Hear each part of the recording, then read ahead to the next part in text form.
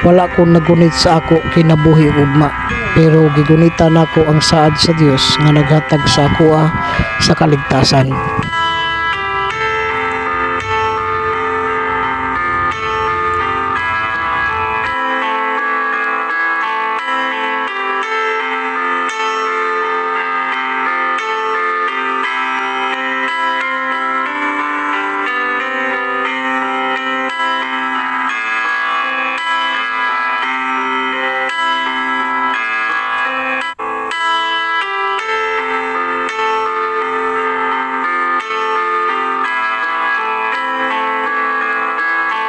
Wala ko nagunit sa ako kinabuhi ug ugma, pero gigunitan nako ang saad sa Dios nga naghatag sa ako sa kaligtasan.